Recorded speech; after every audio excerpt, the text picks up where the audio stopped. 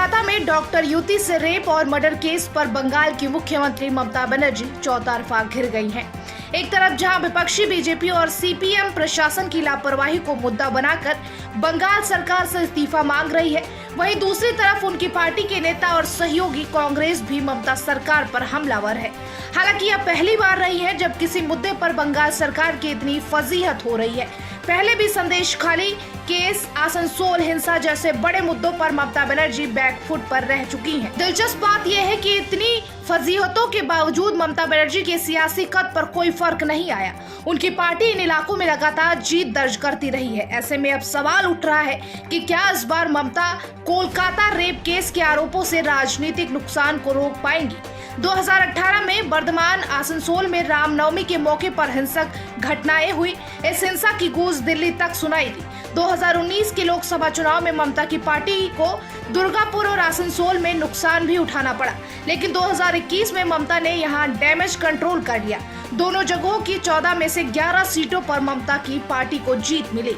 2020 में आम्फान तूफान के दौरान ममता सरकार की खूब आलोचना हुई। इस तूफान में 100 से ज्यादा लोग मारे गए। बीजेपी ने लापरवाही का मुद्दा बनाया, लेकिन ममता ने अपनी सक्रियता से इस मुद्दे को कुंद कर दिया। आम्फान का असर जिन इलाकों दक्षिण 24 परगना और मोदीनीपुर से सबसे ज्यादा हुई थी, उन इलाकों में ममता की पार्टी ने एक तरफा जीत हासिल की।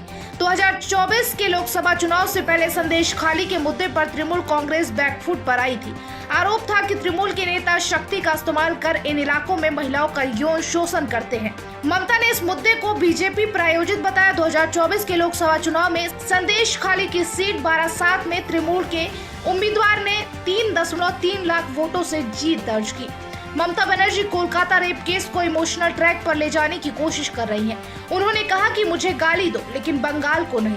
स्वतंत्रता दिवस के मौके पर बंगाल के लोगों को संबोधित करते हुए बनर्जी ने कहा कि घटना जब सामने आई तब हमने एक टीम बनाई जो 164 से इस मामले में पूछताछ कर चुकी है।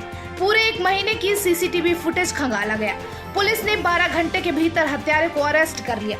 ममता ने आगे कहा कि बताइए हमने जांच में कौन सी कमी रखी। उन्होंने आगे कहा कि मैं सीपीएम की तरह सरकार नहीं चलाती, किसी निर्दोष को जेल में नहीं डाल सकती। बांग्लादेश के मुद्दे का जिक्र करते हुए ममता ने कहा कि कुछ लोग इस मुद्दे के सहारे सत्ता छीनने की कोशिश में लगे हैं। बंगाल के मुद्दे का जिक्र करते हुए ममता ने कहा कि कुछ लोग इस मुद्दे के सहारे सत्ता छीनने की कोशिश में लगे हैं। उन्हें लग रहा है कि इस मुद्दे के जरिए सरकार को अस्थिर कर देंगे, लेकिन ऐसे लोग बंगाल में कामयाब नहीं हो पाएंगे, क्योंकि मैं लोगों के लिए राजनीति करती हूँ। ममता बनर्जी ने कांग्रेस और सीपीएम को भी इस मुद्दे पर घेरा। ममता ने कहा कि इस केस को लेकर जिस तरह से बंगाल को बदनाम किया जा रहा है, जनता उसे देख रही है। ममता ने आगे कहा कि बंगाल अस्मिता से खेलने वाले लोग नहीं जानते कि उनके साथ क्या खेल होगा। ममता ने फेक न्यूज से बचने और इस मामले में चल रहे अटकलों को रोकने के लिए कोलकाता पुलिस को एक्टिव कर दिया है। कोलकाता पुलिस लगातार सोशल मीडिया पर सक्रिय है और फेक न्यूज फैलाने वालों को लपेटे में ले रही है। बुधवार को कोलकाता पुलिस के कमिश्नर भी मीडिया में आए और अपना पक्ष रखा। उन्होंने कहा कि कोलकाता पुलिस के खिलाफ कैंपेन चलाया जा रहा है। हम पर मीडिया के जरिए निर्दोषों को गिरफ्तार करने का दबाव बनाया जा रहा है, ऐसा हम नहीं कर सकते।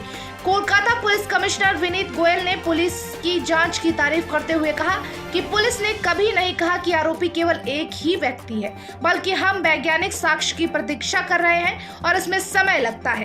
कोलकाता हाईकोर्ट ने रेप केस के इस मामले को सीबीआई को सौंप दिया है। ममता अब सीबीआई की कार्रवाई पर नजर रख रही हैं। उन्होंने कहा है रविवार तक सीबीआई केस के सभी दोषियों को फांसी पर चढ़वाए। ममता ने आगे कहा कि मैं भी इस पर इसलिए कुछ नहीं बोल रही हूं क्योंकि जांच जारी है। उन्होंने कहा कि रविवार तक सीबीआई अगर इस मसले में कोई ठोस कार्रवाई नहीं करती तो फिर मैं देखूंगी। कहा जा रहा है कि पुलिस से इतर सीबीआई अगर इस मामले में कुछ ठोस नहीं निकाल पाती है तो ममता इसे बड़ा मुद्दा बनाने की रणनीति पर काम कर रही है।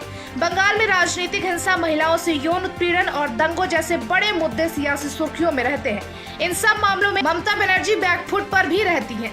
इसके बावजूद उनके सियासी कद पर कोई असर नहीं पड़ता। बंगाल में ममता की पार्टी हर चुनाव में आगे रहती है। आखिर क्यों?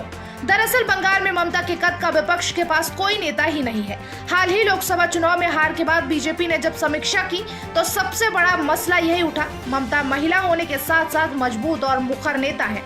तृणमूल सुप्रीमो जमीनी राजनीति से आई हैं और उन्हें लोगों और मुद्दों की परख है। उनके मुकाबले विपक्ष में जो नेता है वो या तो सिर्फ एक क्षेत्र के नेता है या फिर एक वर्ग के। बीजेपी ने ममता के मुकाबले शुभेंदु अधिकारी को खड़ा करने की कोशिश की, लेकिन शुभेंदु मोदिनीपुर से बाहर असरदार साबित नहीं हो पाए। कांग्रेस में पहले अधीर रंजन चौधरी थे, लेकिन दिल्ली की पॉलिटिक्स की वजह से वो भी ममता के खिलाफ मोर्चाबंदी नहीं कर पाए।